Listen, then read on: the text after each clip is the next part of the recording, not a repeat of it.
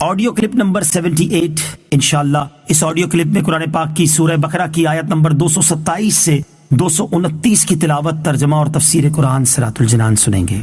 بسم اللہ الرحمن الرحیم۔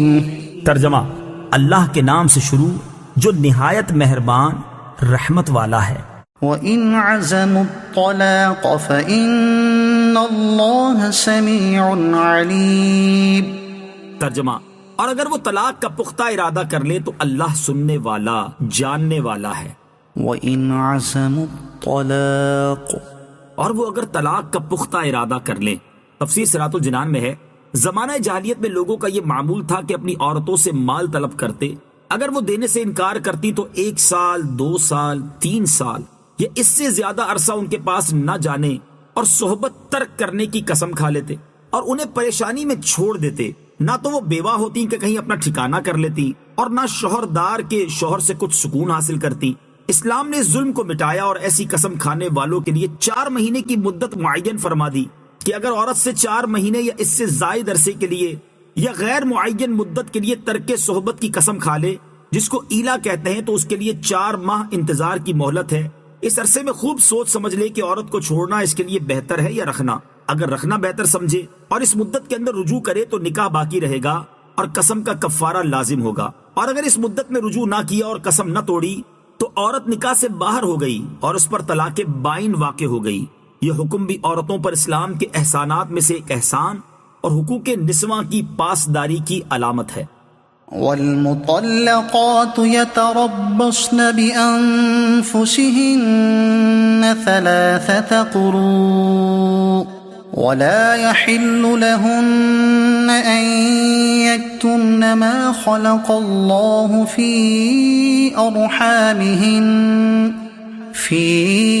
أرحامهن إن كن يؤمن بالله واليوم الآخر وبعولتهن أحق بردهن في ذلك إن أرادوا إصلاحا ولهن مثل الذي عليهن بالمعروف وللرجال عليهن درجة واللہ عزیز حکیم۔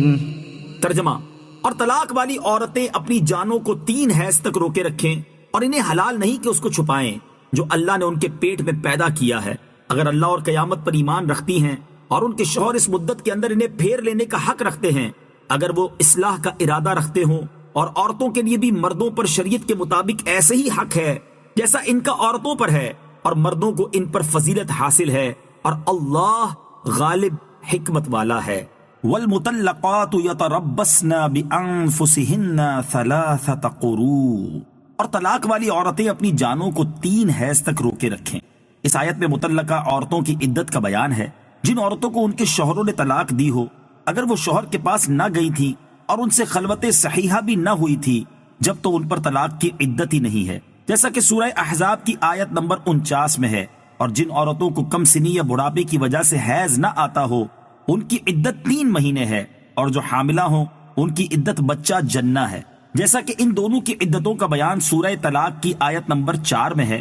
اور جس کا شوہر فوت ہو جائے اگر وہ حاملہ ہو تو اس کی عدت بچہ جنہ ہے، جیسا کہ اوپر بیان ہوا، اور اگر فوت شدہ کی بیوی حاملہ نہ ہو تو اس عورت کی عدت 4 ماہ 10 دن ہے، جیسا کہ سورہ بقرہ آیت نمبر 234 میں ہے۔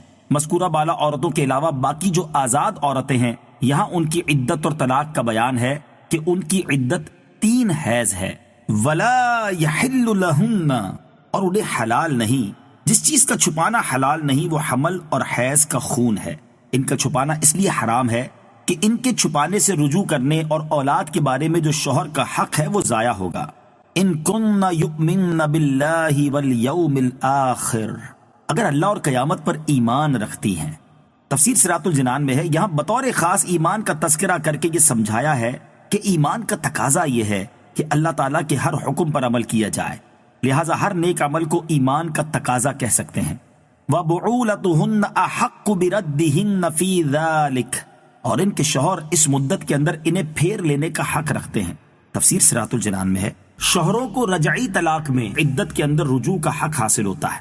آیت میں ارادو کے لفظ سے یہ بھی معلوم ہوا کہ طلاق رجعی میں رجوع کے لیے عورت کی مرضی ضروری نہیں، صرف مرد کا رجوع کافی ہے۔ ہاں، ظلم کرنے اور عورت سے اپنے انتقام کی آگ بجھانے کے لیے رجوع کرنا سخت برا ہے۔ رجوع اصلاح کی نیت سے ہونا چاہیے۔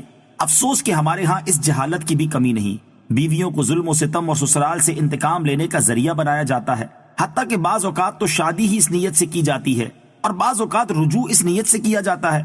یہ سب زمانہ جاہلیت کے مشرکوں کے افعال ہیں۔ وَلَهُنَّ مِثْلُ الَّذِي عَلَيْهِنَّ بِالْمَعْرُوفِ، اور عورتوں کے لیے بھی شریعت کے مطابق مردوں پر ایسے ہی حق ہے جیسا عورتوں پر ہے، یعنی جس طرح عورتوں پر شوہروں کے حقوق کی ادائیگی واجب ہے، اسی طرح شوہروں پر عورتوں کے حقوق پورے کرنا لازم ہے۔ وَلِلرِّجَالِ عَلَيْهِنَّ دَرَجَةٌ، اور مردوں کو ان پر فضیلت حاصل ہے۔ مرد و عورت دونوں کے ایک دوسرے پر حقوق ہیں، لیکن مرد کو بہرحال عورت پر فضیلت حاصل ہے اور اس کے حقوق عورت سے زیادہ ہے۔ الطلاق مرتان فإمساكم بمعروف أو تسريح بإحسان ولا يحل لكم أن تأخذوا مما آتيتموهن شيئا إلا أن